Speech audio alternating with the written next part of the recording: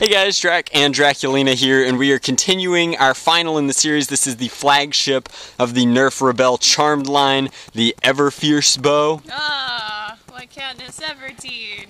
Yeah, if they didn't think about that.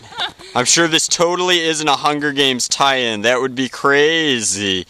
Anyway, claiming that it'll fire 4 darts in a row using this smart AR system in ranges of 75 feet. It should be getting elite performance.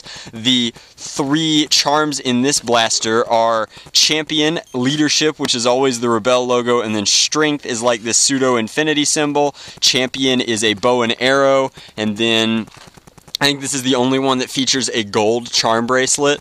So they've gone up in colors on the Olympic scale. The pistol had bronze, the crossbow that didn't work had silver, and then the longbow is gold. So it also comes with 3 charms. The other ones came with 2. If you spend more money, you can have more charms. That's just the moral of the story. And then we're going to come in and release it from its cardboard prison. Hopefully we can get it all the way out there. So like I said, it'll have a smart AR system here using similar to like Thunderbow style performance, I guess. There is no trigger on this. It'll be a pull and release system. Hopefully it fires on the drawback, not on the coming forward. The previous Rebelle offerings that fired in such a way had very meager performance in that you either had a draw limiter on them or you couldn't always get them where you wanted them in terms of like aiming without a trigger can be tricky, and then it's a very strange system. So the previous Rebelle bows, which in addition to just having some awful design space on them, did not perform very well, whereas this hopefully performs more like a Thunderbow, which is an excellent blaster from the Rebelle line. So here I will go ahead and adorn you with all of the Rebelle charm power. So there we go. The Draculina has teeny tiny little girl wrists, so no matter what age your Rebelle warrior is, you should be able to wear the charm bracelet no problemo. I think it's interesting that the design, the embellishments with the gold here are only on one side, not on the other. I think that this should also be gold, just it's the little things for me. What do you think of these charms? Are they as nice as the other ones? Are they better since they're on a gold chain? I can't really say if they're better or not. I think they're interesting. I don't like how the chain is gold, but then all of the charms are silver. I think that's just like back to the other blaster that it just looks inconsistent. But I guess if you have it with the other 2 chains, you could mix and match. Yeah, why not? You could turn all 3 into a super Rebelle necklace. There you go. Okay. Like if you added them all together to make a big... whatever. Whatever. Let's talk more about the blaster. The design space is interesting. Whoever at Nerf came up with the idea of integrating a bracelet into the blaster, this has the same hookup point here, where I think this will connect to nothing, actually. Where does this one connect? It showed that it was connecting on the package. I'll let you figure that out while I fire it. Oops. And then... I see. Okay. So blaster does not fire when you draw. Hopefully it fires as you come back. Nope, it will not fire unless you snap your release perfectly.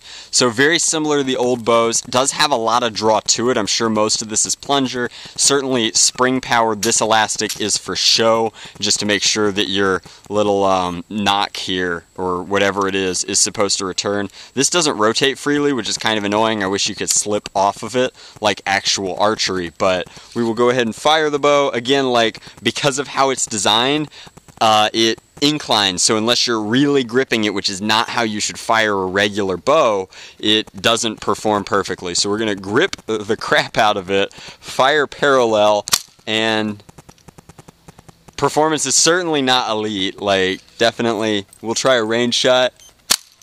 Nope. I mean, it's okay, it's just... For a stock blaster, it's not too bad. For a stock blaster, but it's supposed to be getting elite performance. That's the whole point of the Charmed line, and so far only the pistol is getting the equivalent performance to an elite blaster like that. I hate that it doesn't work like a Thunderbow. I wish it had the gear system which fired on the forward prime so that it had a very snappy firing system every time. The Smart AR system is working well. These air release holes are certainly not helping. Blaster overall is kind of a bust for me. Here, I'll let you fire it. I know how to put the charm on, so it might make you feel better. Okay, so if you can find out how the charm attaches, I'll like it more. all the way through there. I can't see it. This is the attachment point. Okay, so again, it becomes a hand guard. There you go. I do like it more. Now that it's more metal, I like it more. I'll let you fire it, and you can tell me what you think. Oh, that is sad. There you go. I guess that's very disappointing. All the opinion you need. Here, would you ever want to use this in an SENC war? Probably not. Like, not... I don't think we all want to be Katniss Everdeen. You don't? All girls don't want to be? Hard pass. Okay, well, I can't add too much to that. I don't much care for the Rebelle Everfierce bow. I think that Neverfierce bow would be a much better name for it, as it is not fierce at all. That is my review of this Rebelle product. If you're buying this for like your daughter and she is a really big fan of the Hunger Games movies, or she wants this to be her very own Lothlorien bow because she's into the Lord of the Rings movies, which are much better movies, I think that would be fine as like an in-the-house kind of like costuming and play thing, but this is certainly not a competitive Nerf gun. Buy her the in-strike equivalent. Get her a Thunderbow. The Thunderbow isn't even that hard to prime, and it's way more fun shooting mega caliber ammunition. That's our review. If you want to pick one of these up for the charms alone, since the charms are the coolest part of the blaster, we'll put an Amazon link in the description box as usual. But we can't honestly recommend this blaster to you. We just think that there are way better ways to spend your Nerf budget. So thanks for watching. We hope you enjoyed this review, and we bought this one so you don't have to.